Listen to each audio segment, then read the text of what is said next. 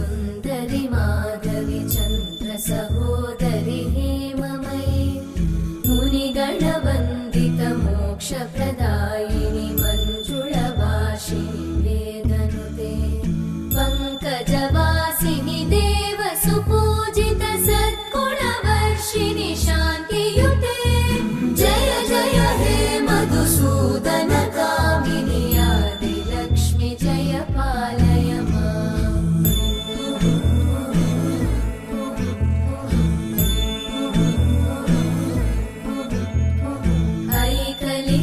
ऐकलिकल्मषनाशिनि कामिनि वैदिकरूपिणि